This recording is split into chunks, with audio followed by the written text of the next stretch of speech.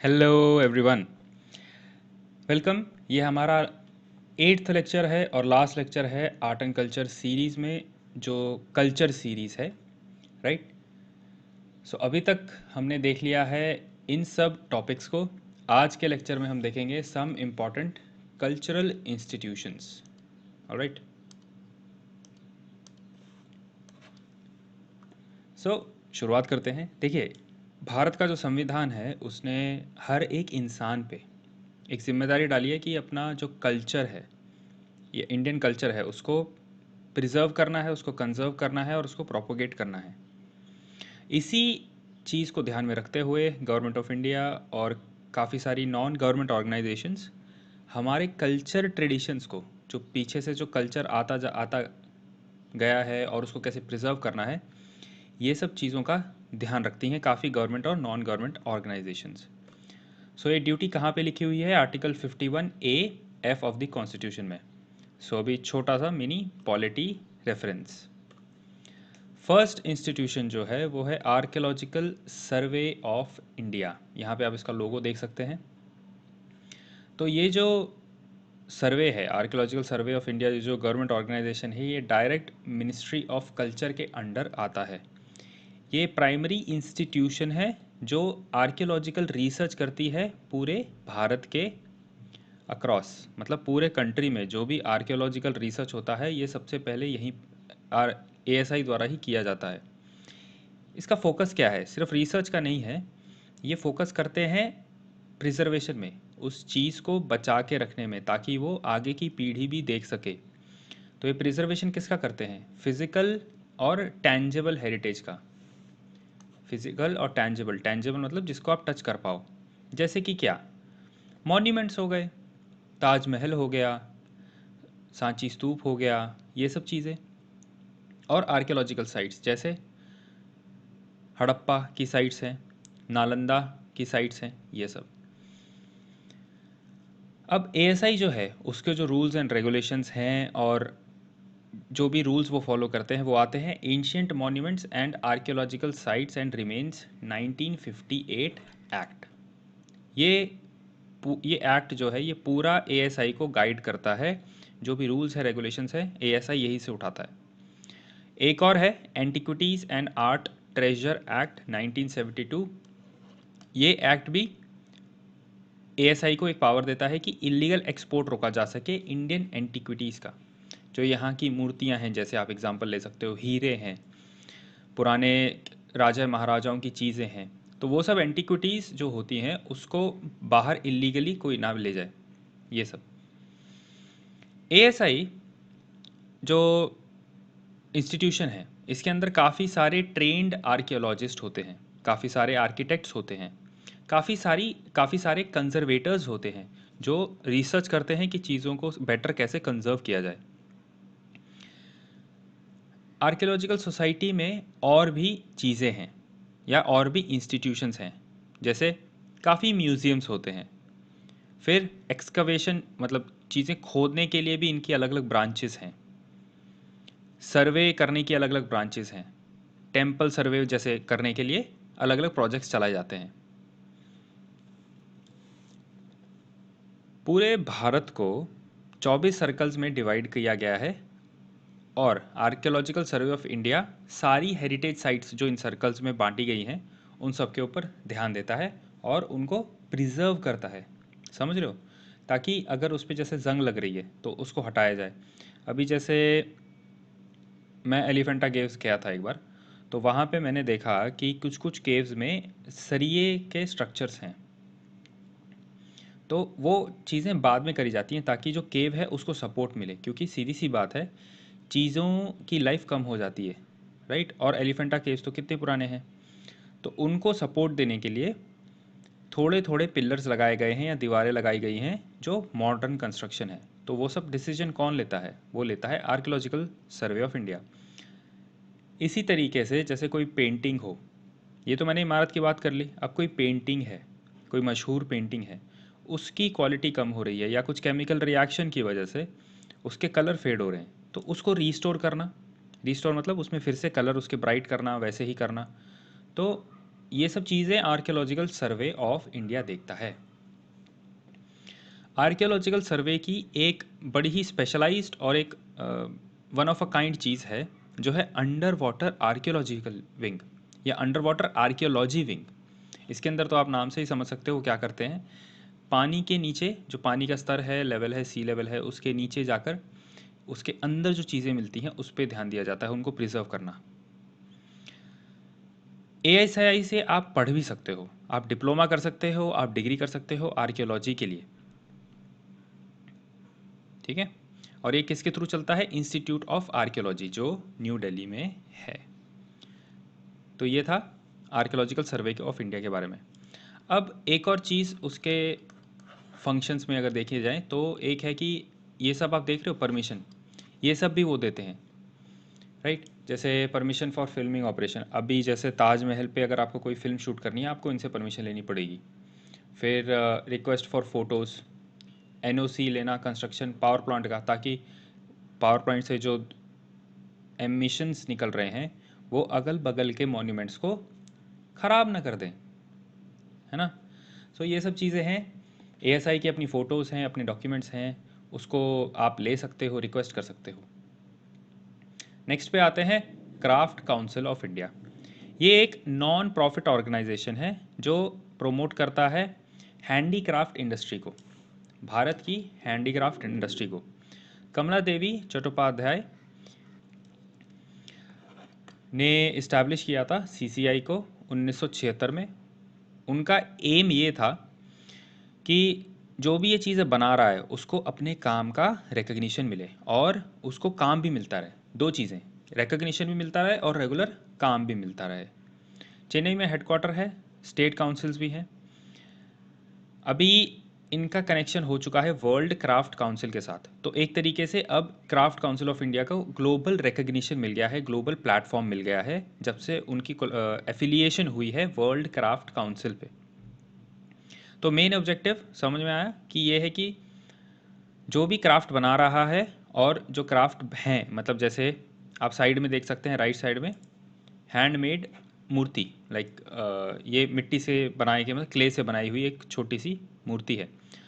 तो पहली बात तो ये कि जो क्राफ्ट है उसको भी प्रिजर्व करना और जो क्राफ्ट बना रहा है उसका भी इंटरेस्ट हम सिक्योर कर सकें, मतलब उसको प्रॉपर एम्प्लॉयमेंट मिलती रहे। तो दो चीज़ों को प्रिजर्व करना है, क्राफ्ट को और क्राफ्ट मेकर को।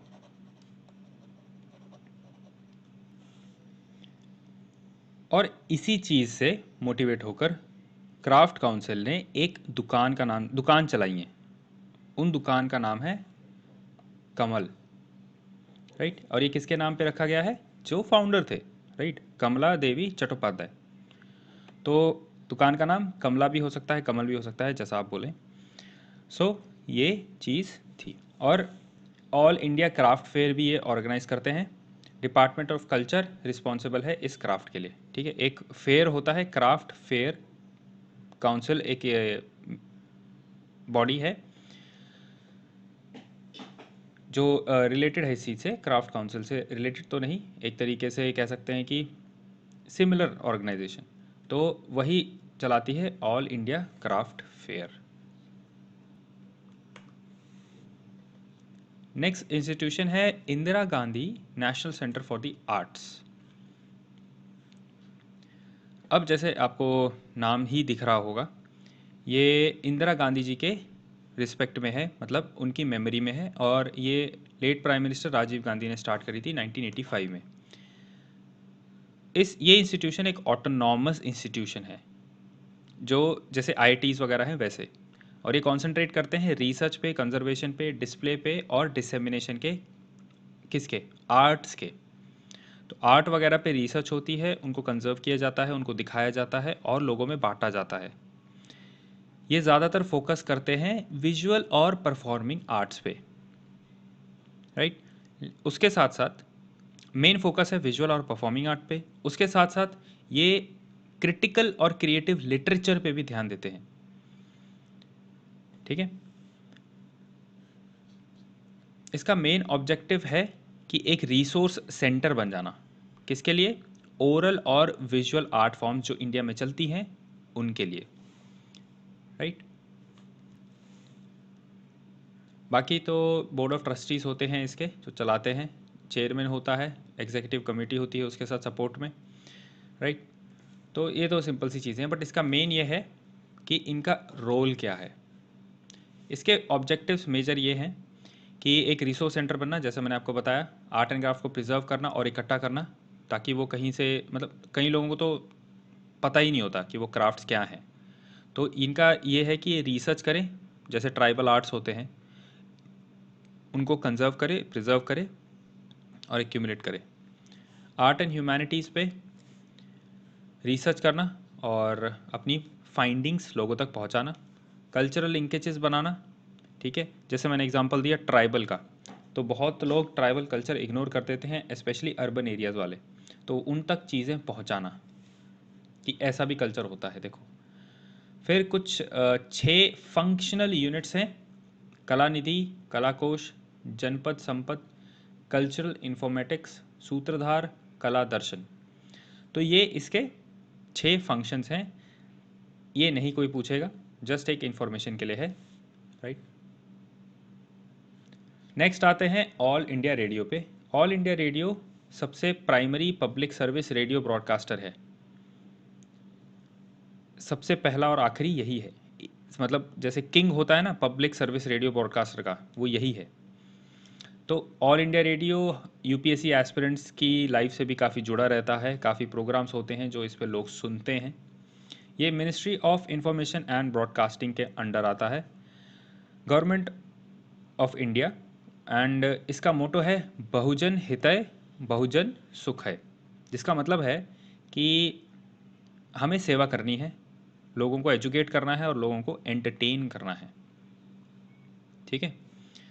इसके 414 स्टेशंस हैं और लगभग 92% ऑफ इंडियाज़ लैंड मास, ध्यान से सुनना, लैंड मास उसको कवर कर लेता है। और सबसे अच्छी बात यह है कि 99% पॉपुलेशन तक एआईआर पहुंच जाता है।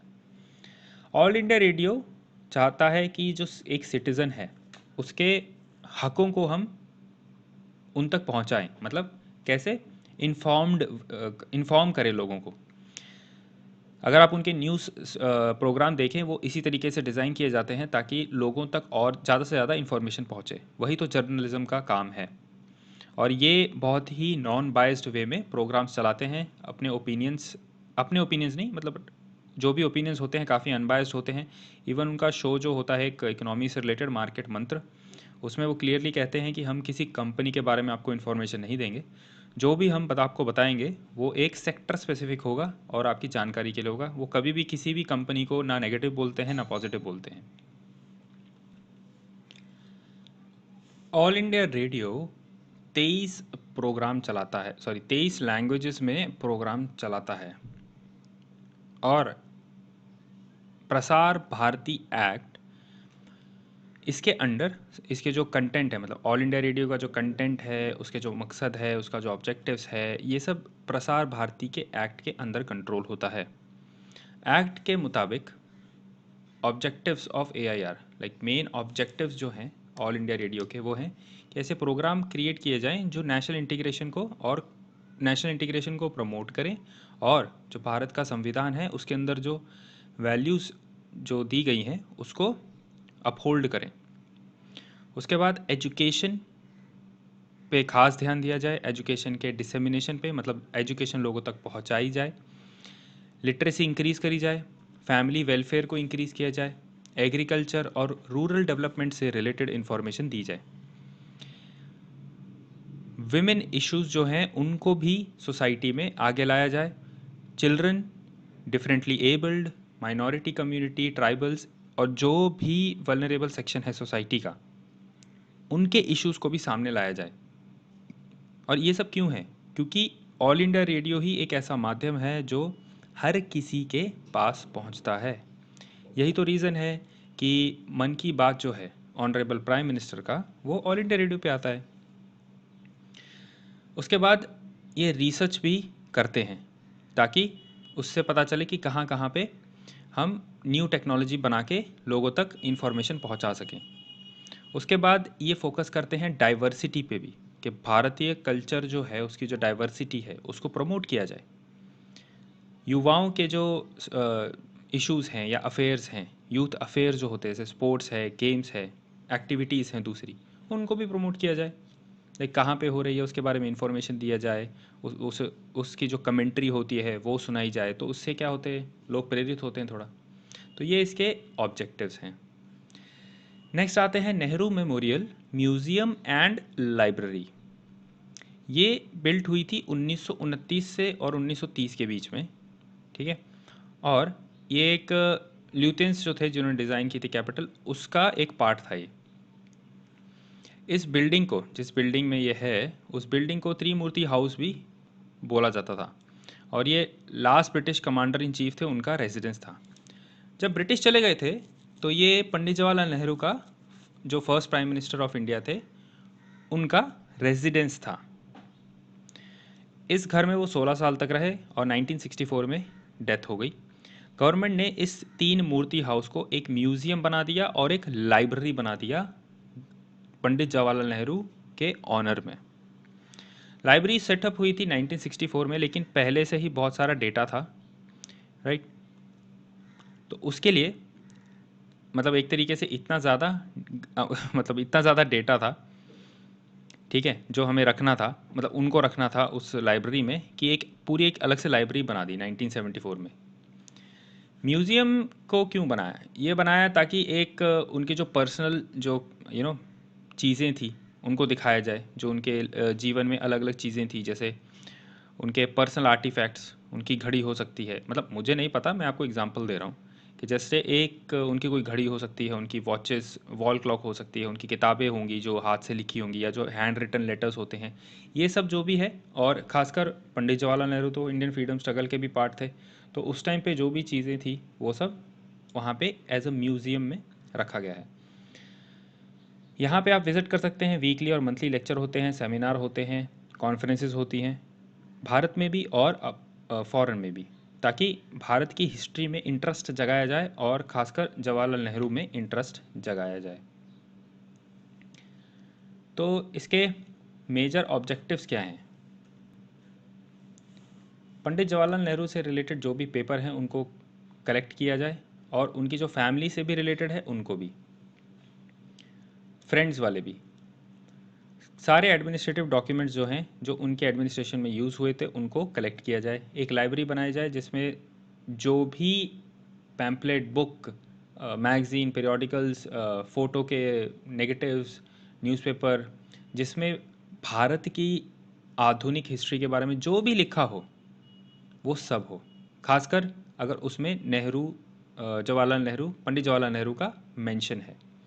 उसके बाद ये सब जो डॉक्यूमेंट से कलेक्ट करते हैं, रिसर्चर्स को भी एक्सेस देना चाहिए। जो रिसर्चर्स होते हैं जैसे बिपिन चंद्र, उन्होंने किताब लिखी हिस्ट्री पे, तो वो रिसर्च करते हैं। और बहुत सारे ऐसे पीएचडी स्टूडेंट्स होते हैं, मास्टर्स होते हैं हिस्ट्री में, जो आते हैं रिसर्च करने के लिए। ओके, राइट, चलो नेक्स्ट है centre for cultural resource and training. इससे कुछ याद आया?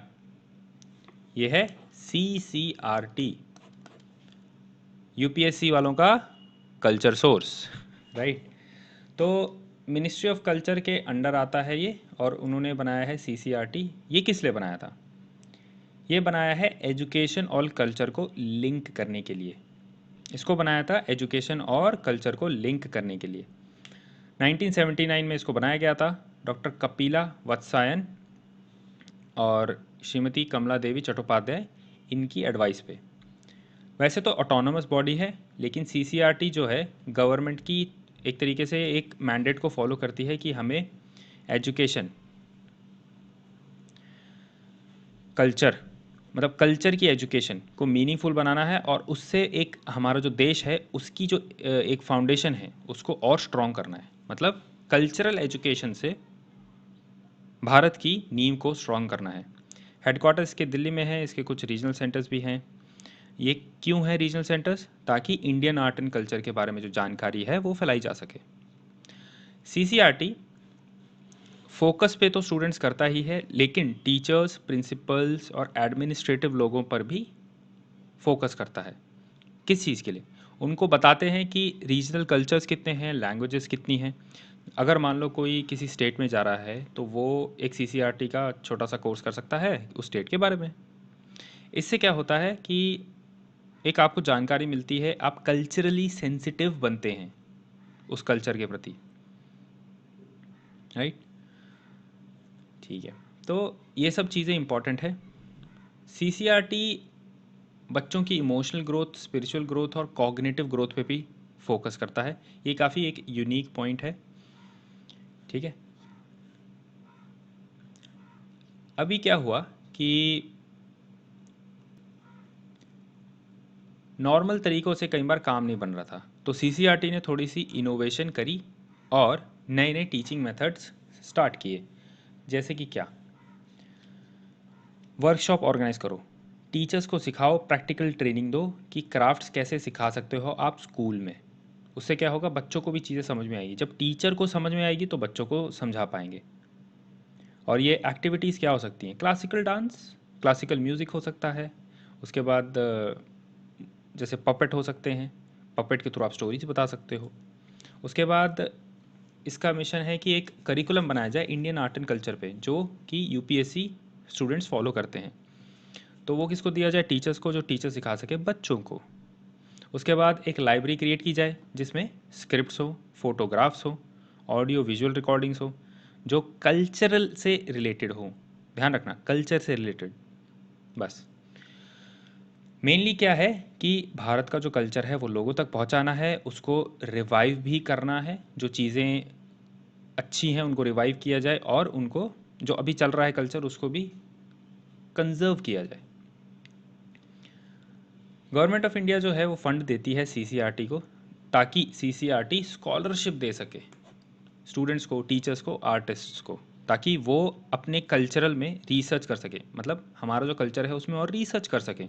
उसमें मान लो कई बार क्या होता है कि देर आर मेनी पीपल जो यूजुअल मतलब चीज़ें नहीं करते, जैसे इंजीनियरिंग, डॉक्टर्स, सॉरी, इंजीनियरिंग और मेडिकल डिग्री पे नहीं जाते।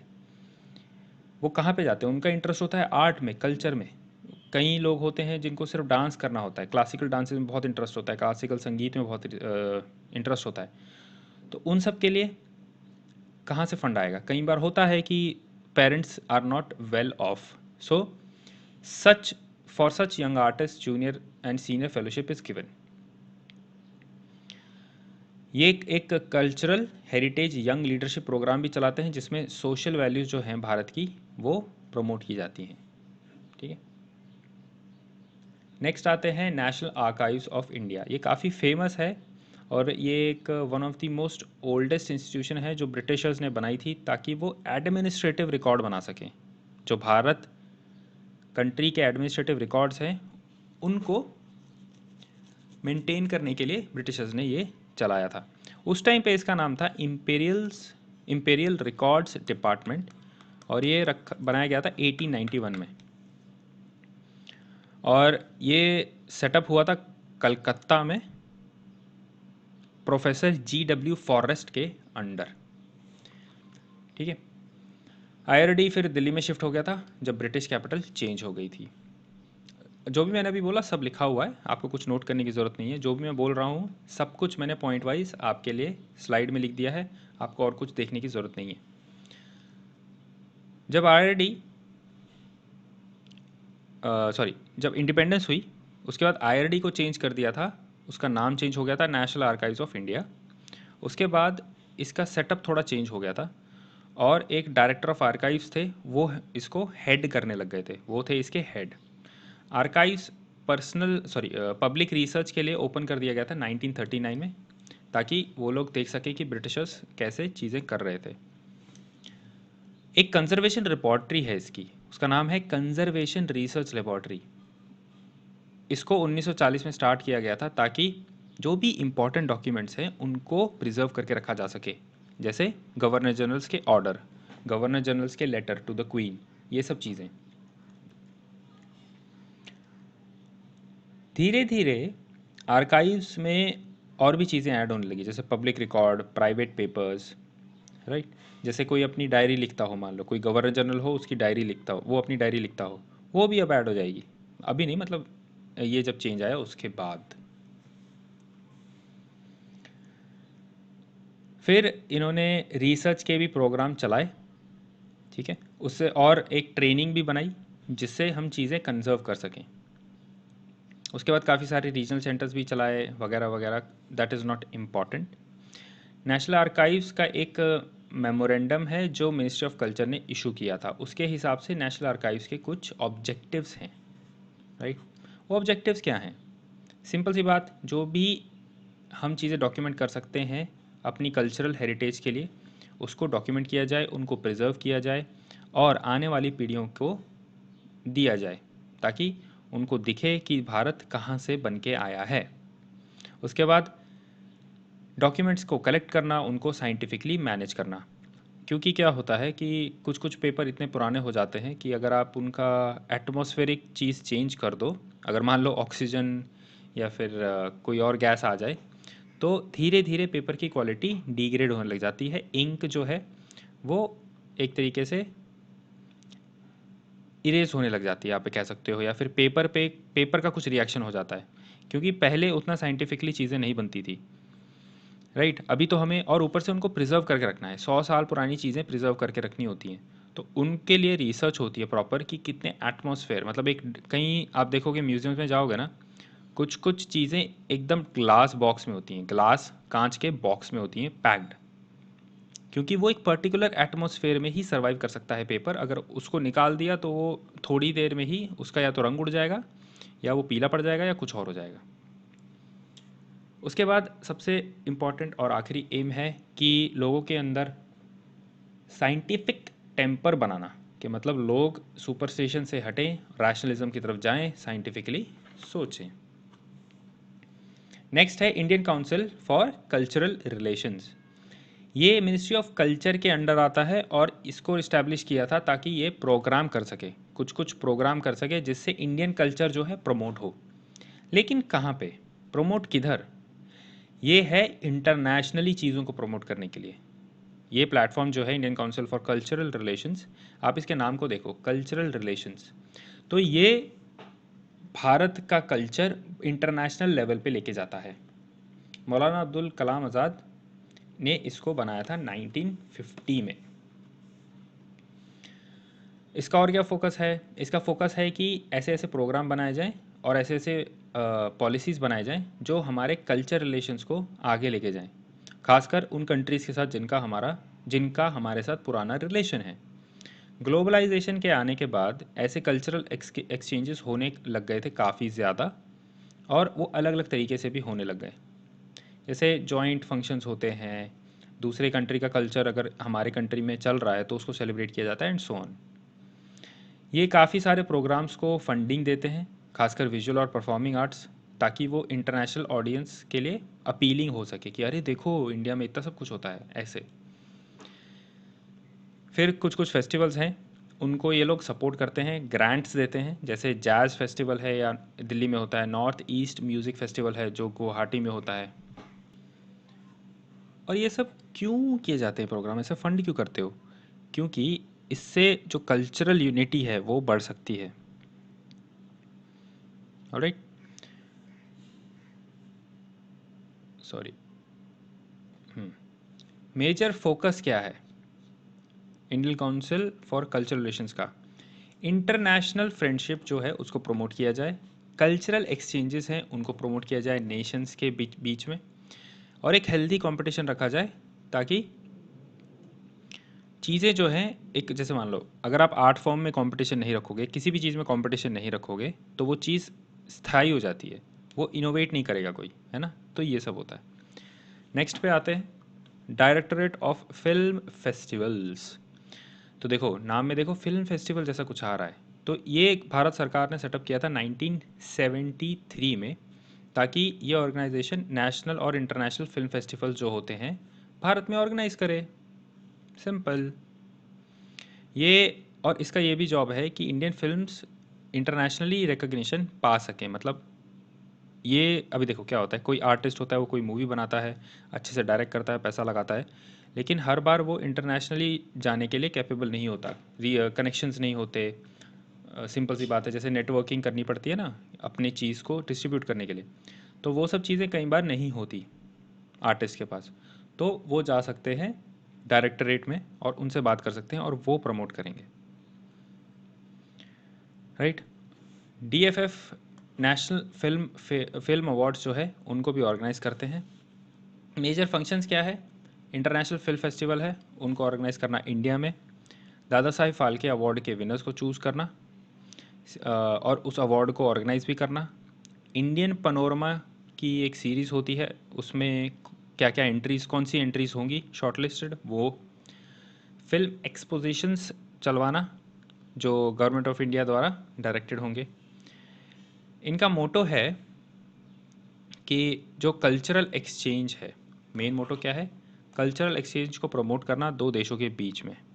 लेकिन कैसे? वो करना है फिल्म्स के थ्रू।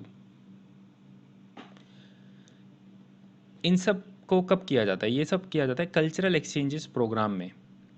जैसे एग्जांपल, वो क्या करेंगे, इंडियन फिल्म्स जो होती हैं उनको बाहर के प्रोग्राम्स में चलाएंगे, सिंपल। जैसे शिप ऑफ थीसिस एक मूवी है जो इंडिया में प्रोड्यूस हुई थी, फिर एक मूवी है कोर्ट करके। तो ये सब बाहर बड़े बड़े फिल्म फेस्टिवल्स में स्क्रीन की गई थी और इनको अवार्ड भी मिलते हैं, ठीक है। फिर एक डॉक्यूमेंटेशन सेंटर बनाना है जिसमें सिनेमा को पढ़ा जाएगा, मतलब एक तरीके से उसमें जो मूवीज़ होंगी वो स्टोर की जाएंगी और डॉक्यूमेंटेशन सेंटर को जो मूवी स्टोर होंगी उनको पढ़ने के लिए, मतलब क्या होता है, आर्टिस्ट वगैरह जो ट्रेनिंग लेते हैं उनको कहीं ना कहीं से मूवीज़ पढ़नी होती हैं, कि बहुत सारी ऐसी मूवीज़ हैं जो पढ़ाने के लिए भी बनाई जाती हैं। या फिर मान लो कोई बहुत अच्छी मूवी है, जैसे लगान आप लगा लो, तो लगान फिल्म फेस्टिवल वगैरह में दिखाई जाएगी, या फिर क्या आप कह सकते हो कि स्टूडेंट्स को दिखाई जाएगी कि देखो ऐसे टेंशन क्रिएट करते हैं, ऐसे डायरेक्ट करते हैं, ऐसे एक्टर्स को चूज़ करते हैं, ये सब। डायरेक्टरेट ऑफ फिल्म फेस्टिवल्स आता है ministry of information and broadcasting के अंदर, ओके।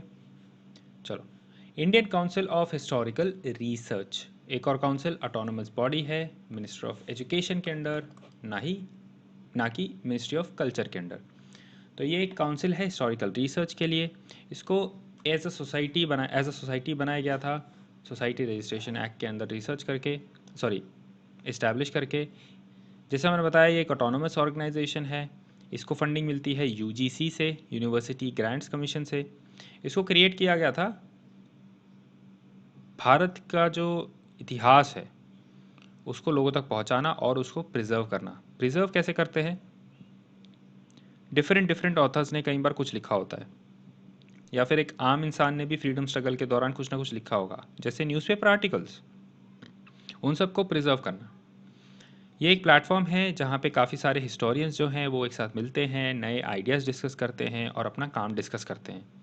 इसका मेन ऑब्जेक्टिव ये है, मतलब जो उसके मेन ऑब्जेक्टिव हैं वो ये हैं कि एक प्लेटफॉर्म देना जहाँ पे हिस्टोरियंस जो हैं वो आके ऑब्जेक्टिव साइंटिफिक हिस्ट्री दे सकें, ऑब्जेक्टिव एंड साइंटिफिक हिस्ट्री दे सकें।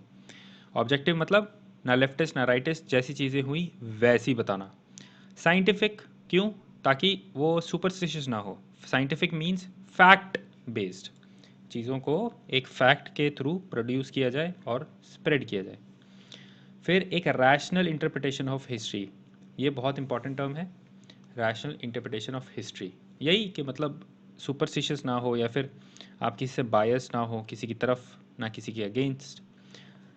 सबको पता है ब्रिटिशर्स ने क्या किया है, लेकिन जो थोड़े बहुत, जैसे अगर आप एन पढ़ते हो तो उसमें थोड़े बहुत फ़ायदे भी बताए गए हैं। तो वो एक तरीके से क्या हो गया, वो हो गया एक न्यूट्रल अप्रोच, और वही अप्रोच हमें अपनी लाइफ में भी रखना है और जब आप सिविल सर्वेंट बने तब भी आपको यूज़ करना है। ये प्रमोट करता है स्टडीज़ उस एरिया में जो अभी तक इग्नोर कर दी गई हैं। जैसे काफ़ी सारे बॉर्डर रीजन्स हैं उनके बारे में रिसर्च नहीं होती, नॉर्थ ईस्ट रीजन है उनके बारे में रिसर्च कम होती है, वुमेन के ऊपर भी रिसर्च कम होती है। रीजनल इक्वालिटी के लिए और बैलेंस डिस्ट्रीब्यूशन के लिए रिसर्च जो होता है वो पूरे देश में होता है, ऐसा नहीं सिर्फ दिल्ली में होगा या मुंबई में होगा, हर जगह होगा। अलग अलग सेंटर्स बनाए जाएंगे। फंड्स और रिकग्निशन के लिए रिसर्च होती है। उसके बाद ये भी इंश्योर किया जाता है कि जो भी इंफॉर्मेशन ये क्रिएट कर रहे हैं या फिर कलेक्ट कर रहे हैं वो लोगों तक पहुंचाई जाए, खासकर स्टूडेंट्स जो हैं हिस्ट्री के उन तक पहुंचाई जाए। आईसीएचआर एक बहुत ही एक्टिव बॉडी है कि क्योंकि ये बहुत सारे सेमिनार कराते हैं, कॉन्फ्रेंसेस कराते हैं, जिससे ये हिस्टोरिकल नॉलेज जो भारत का इतिहास है उसको प्रमोट करते हैं। इसमें भी फेलोशिप का प्रावधान है। फाइनेंशियल असिस्टेंस भी मिलती है स्कॉलर्स को, हिस्टोरियंस को अपनी रिसर्च करने के लिए। ये अपने जर्नल्स भी प्रोड्यूस करते हैं, इंडियन हिस्टोरिकल रिव्यू के नाम से, जो कि इंग्लिश में है, और हिंदी में है इतिहास उसका नाम। इसमें ये अपनी फंडिंग के थ्रू ही लाइब्रेरी भी बनाते हैं और मेंटेन भी करते हैं, डॉक्यूमेंटेशन सेंटर भी है, और बुक्स छापने का भी काम होता है। तो बेसिकली जो भी इतिहास है उसको प्रिजर्व करना, उसको कलेक्ट करना और उसको लोगों तक पहुंचाना। नेक्स्ट आते हैं नेशनल मिशन फॉर मैन्यूस्क्रिप्ट्स। अब ये बनाया गया था सरकार द्वारा दो इंस्टीट्यूशन के एडवाइस पे, archaeological survey of India, national archives of India. क्या हुआ था कि जब ये दोनों रिसर्च कर रहे थे आर्कियोलॉजी की, और नेशनल आर्काइव्स चीज़ों की, लेटर्स की वगैरह की रिसर्च कर रहा था, तो इन्होंने बहुत सारी मैन्यूस्क्रिप्ट्स देखी जिनमें एंशियंट और मेडिवल जो हेरिटेज है हमारा उसके बारे में चीज़ें थी। तो रिकमेंडेशन के बाद इसीलिए गवर्नमेंट ऑफ इंडिया ने एक नेशनल मिशन फॉर मैन्यूस्क्रिप्ट्स बनाया 2003 में। इसका टास्क ये है कि एक इलेक्ट्रॉनिक डेटाबेस बनाया जाए पूरे देश के लिए। इस डेटाबेस में, मतलब बन चुका है, इस डेटाबेस में 10 लाख मैन्यूस्क्रिप्ट्स हैं, जो कि भारत का सबसे बड़ा डेटाबेस है मैन्यूस्क्रिप्ट्स का। Indira Gandhi national centre of arts जो है वो नोडल एजेंसी है जो इस मिशन को एग्जीक्यूट करती है। एक और टास्क जो है, major task, national mission on और फॉर मैन्यूस्क्रिप्ट्स, कि जो मैन्यूस्क्रिप्ट्स हैं उनको कलेक्ट किया जाए, कंजर्व किया जाए मॉडर्न मेथड्स के साथ, ताकि अपनी हेरिटेज जो है वो हम रिटेन कर सकें। क्या कर सकें? रिटेन। ठीक है।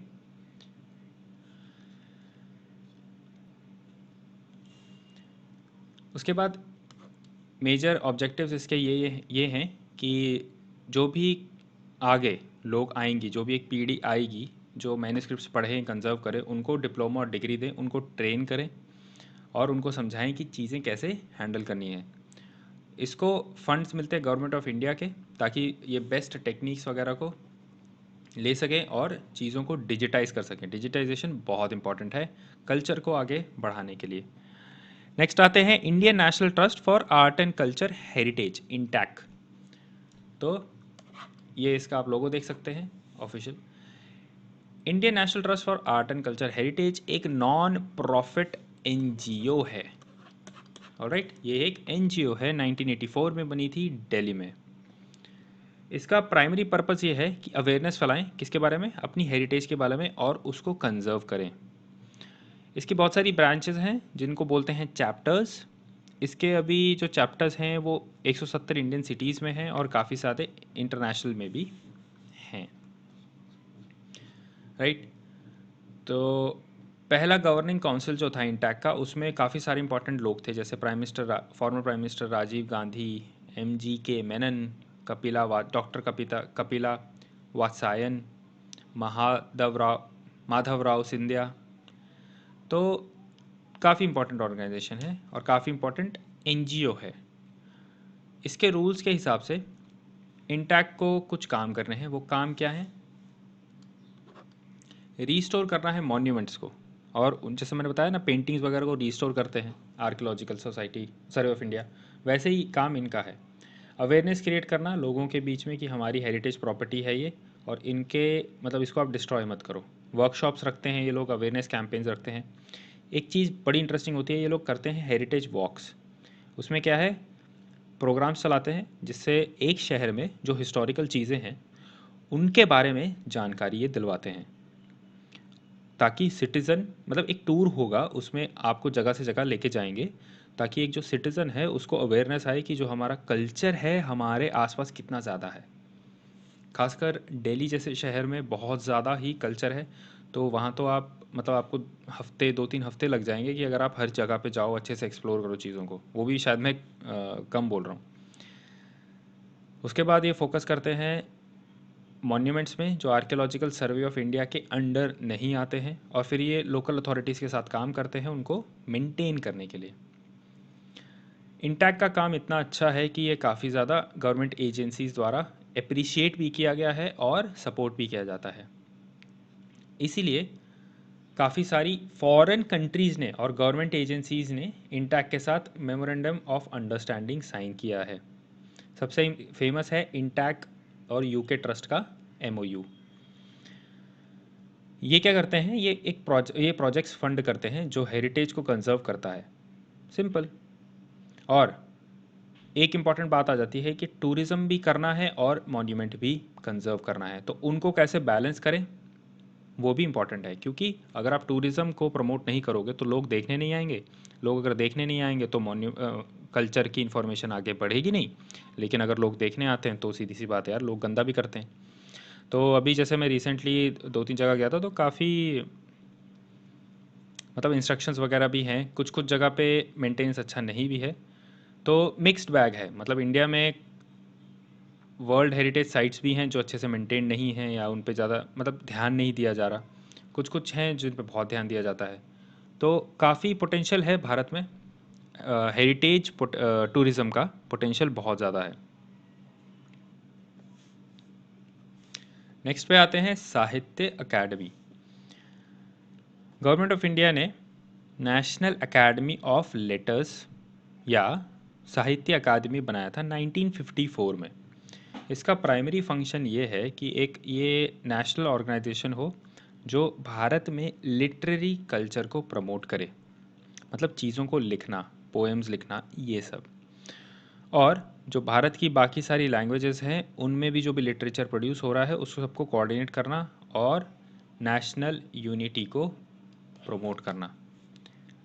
ये एक ऑटोनमस ऑर्गेनाइजेशन है जो 24 इंडियन लैंग्वेजेस में लिटरेरी एक्टिविटीज़ को लेते हैं, जैसे पोएम्स का लिखना, स्टोरीज़ का लिखना, ये सब, story competition, poem competition, स्किट्स, dramas, ये सब। 22 लैंग्वेजेस जो कॉन्स्टिट्यूशन ऑफ इंडिया में हैं, उसके अलावा साहित्य अकादमी अकेडमी 2 लैंग्वेजेस को रिकग्नाइज़ करता है, इंग्लिश और राजस्थानी। काफ़ी सारे अवार्ड्स हैं, फेलोशिप हैं जो दिए जाते हैं उन लोगों को जो बहुत ज़्यादा इम्पोर्टेंट कंट्रीब्यूशन करते हैं किसी भी लैंग्वेज के डेवलपमेंट में। अवार्ड्स का जैसे नाम भाषा सम्मान, ये दिया जाता है कि जब कोई भाषा साहित्य अकादमी द्वारा रिकग्नाइज नहीं है उसमें बहुत कोई अच्छा काम करे। डॉक्टर आनंद कुमारास्वामी फेलोशिप, ये उनके लिए जो एंशियंट इंडिया के आर्ट के लिए काम किए हैं। प्रेमचंद फेलोशिप जिन्होंने लिटरेचर हिंदी की उसमें कंट्रीब्यूशन किया है। पिछले कुछ सालों से फोकस थोड़ा सा शिफ्ट हो गया है ओरल और ट्राइबल लिटरेचर के कंजर्वेशन पे भी। उनको उनकी जो लिटरेचर है, क्योंकि वो सब लिखते नहीं हैं, वो सब काफ़ी कम चीज़ें लिखते हैं, वो सब ज़्यादातर ओरली पास ऑन होती हैं जनरेशन टू जनरेशन। हमारी जो एंशियंट सोसाइटी थी और ट्रेडिशनल नॉलेज थी वो जैसे मैंने अभी बताया वो ओरल ही ट्रांसफ़र होती थी। ट्राइबल भी वही कर रहे हैं, पुराने समय में वही होता था। तो इसी चक्कर से जो भी है उसको प्रिजर्व करना ज़रूरी है ताकि आने वाली पीढ़ी उसको देख पाए। राइट। फिर ये लोग लिटरेरी गैदरिंग्स रखते हैं, जैसे मतलब लोग आते हैं वहाँ पे, कुछ फंक्शंस ऑर्गेनाइज होते हैं जैसे संवाद, मीट दी ऑथर, कथा संधि, मुलाकात और अस्मिता। नेक्स्ट आते हैं संगीत नाटक अकेडमी पे। ये एक पहली नेशनल एकेडमी है जो आर्ट्स के लिए बनाई गई थी भारत सरकार द्वारा 1952 में। डॉक्टर राजेंद्र प्रसाद जो पहले प्रेसिडेंट थे सॉरी, उन्होंने इनॉग्रेट किया था। इसका फोकस ये है कि म्यूज़िक, ड्रामा, डांसेस जो हैं उनके लिए एक बढ़िया सा सेटअप बनाया जाए। Setup in the sense promote करने के लिए उनकी एक्टिविटीज़ को, और जो भी उनके डांसेस हैं वो सब पहुंचाए जाएं लोगों तक। सिंपल। वैसे तो ये एक तरीके से फोकस था कि परफॉर्मिंग आर्ट्स को दिखाया जाए, लेकिन अब ये भारत को म्यूज़िक, डांस और ड्रामा सब तरीके से दिखाते हैं। मतलब वही कि मतलब इंटेंजिबल हेरिटेज जो है उसको भी म्यूज़िक और डांस और ड्रामा के थ्रू लोगों तक पहुंचाया जाए। नॉर्मल म्यूज़िक, डांस और ड्रामा तो पहुंचाना ही है, लेकिन इंटेंजिबल हेरिटेज जो है उसको भी। उसके बाद अगर देखा जाए तो ये लोग काफ़ी स्टेट्स और यूनियन टेरिटरीज़ के साथ कोलैबोरेशन में जो हमारी कल्चरल हेरिटेज है उसको प्रोटेक्ट करते हैं। संदीप नाटक अकेडमी जो है काफ़ी सारी इंस्टीट्यूशंस के हेड हैं बेसिकली। जैसे सबसे फेमस है एक नेशनल स्कूल ऑफ ड्रामा। इसको संगीत नाटक अकेडमी ने 1959 में बनाया था, और इसमें से बहुत सारे एक्टर्स निकल के आते हैं, जैसे इरफान फेमस लाइक है ना। तो काफ़ी सारे जो एक्टर्स हैं यहाँ पे ट्रेनिंग लेते हैं, यहाँ पे ग्रेजुएट करते हैं, उसके बाद काफ़ी सारे फेमस होते हैं, है ना।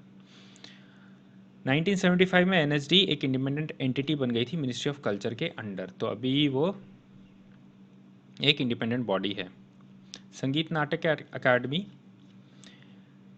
इंटरनेशनल ऑर्गेनाइजेशन जैसे यूनेस्को के साथ भी मिलके कल्चरल हेरिटेज जो है भारत की उसको प्रिजर्व करती है।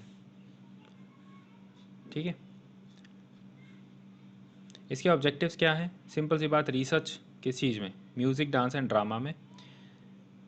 थिएटर्स बनाओ, रीजनल थिएटर्स बनाओ, ताकि जो लोकल लैंग्वेज प्लेज हैं उनको प्रमोट किया जा सके, लोकल लैंग्वेज चीज़ों पे जो एक्टिंग है उसको प्रमोट किया जा सके।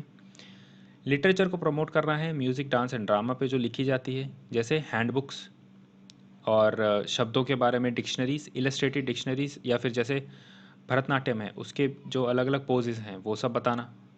फिर उसके बाद एक बड़ी इंटरेस्टिंग चीज़ है और इम्पॉर्टेंट भी है जो काफ़ी लोग इग्नोर कर देते हैं, फोक डांसेस, म्यूज़िक, फोक ड्रामा, इसको भी प्रमोट करना।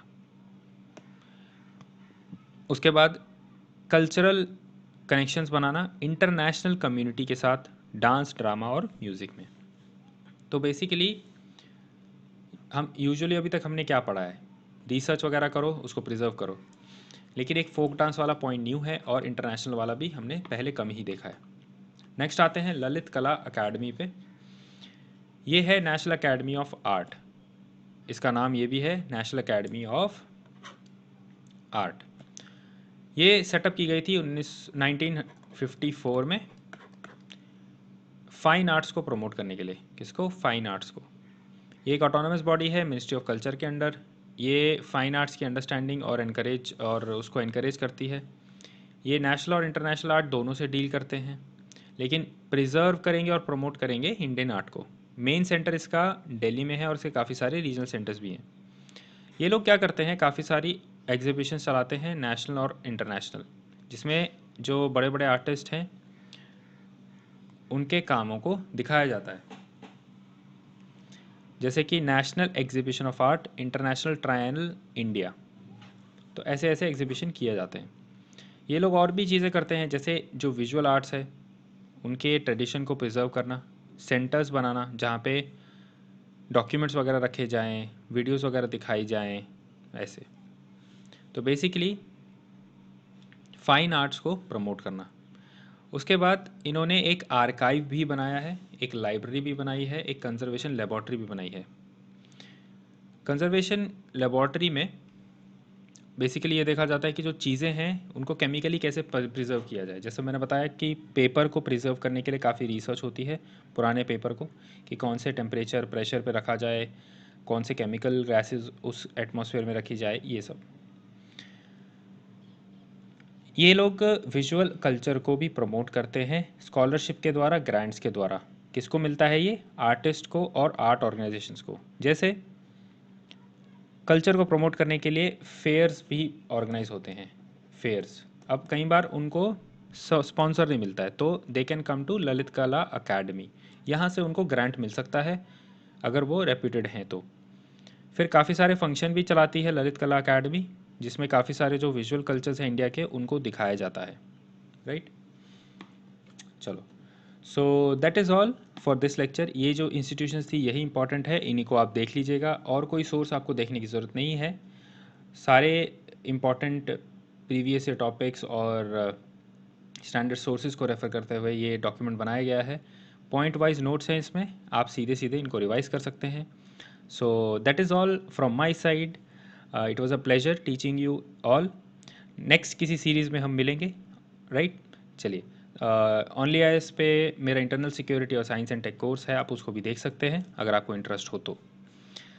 चलिए, मिलते हैं किसी और सीरीज़ में। Good luck everybody. यही यहाँ तक हमारा साथ था इस सीरीज़ में। चलिए, till the next lecture, bye bye, take care.